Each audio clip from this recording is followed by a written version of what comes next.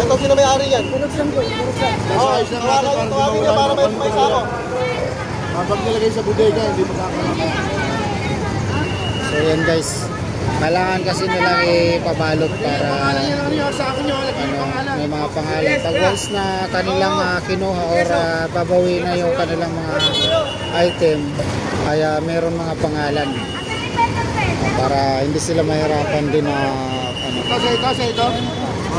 Bakit mo? Ano yung pangalan?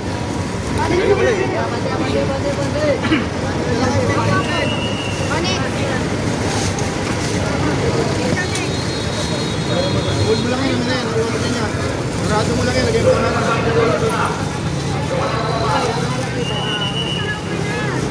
Buhol niya maayos ha. Petal pen.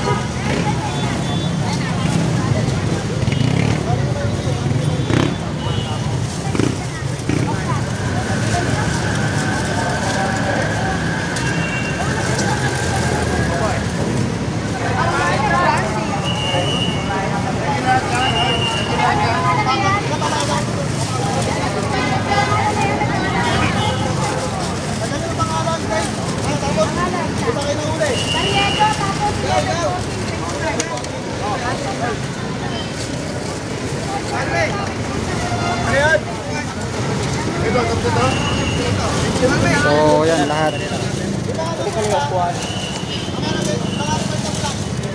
Lahat ng itong mga nahuli kasi napuno yung itong pinaka na to, sasakyan nila sir, ng ating smart police team. Napuno yung sasakyan nila sa mga nabutan dito ng mga pasaway nga dito ng Bindor sa may Quiapo. Nagpakakampante sila, akala nila kasi kaya hindi sila makuhanan, hindi sila makuhuli. Sisigurin nyo sa inyong gamit ha. Pinulungan na po. Ano yan?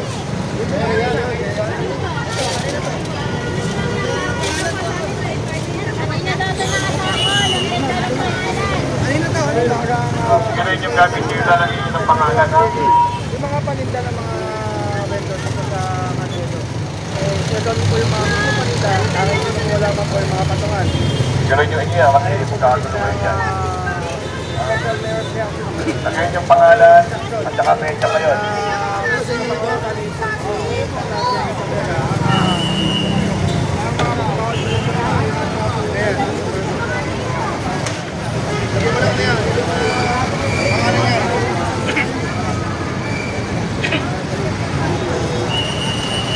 Asan yung kulit? Dalawang kulit.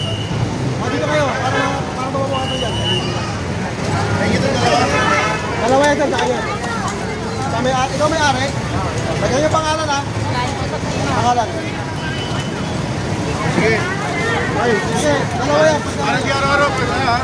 Di araw-araw Pasko ito. Tago mo ito. Amin na yan. Sige yan. Ito yung pangalan niya. Ito. Tago mo yan. Okay, sige pala kukunin yan.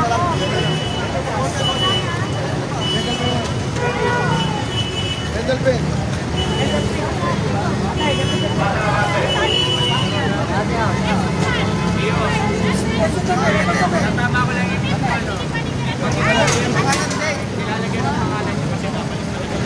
Ayan guys, nilalagyan ng pangalan, katibayan na sa kanila. Maibalik or makuha din nila yan. So, pero yung mga lagayan talagang hindi na ibabalik sa kanila yan. Yung mga sabitan, sasampa sa truck lahat.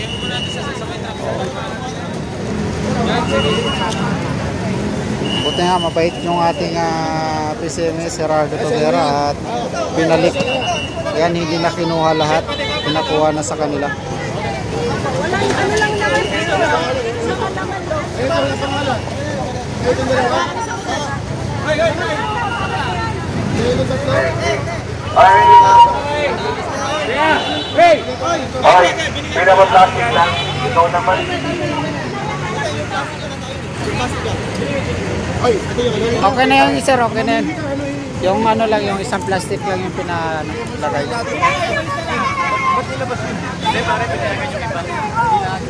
Thank you po, Sir Jerry! I love you, sir!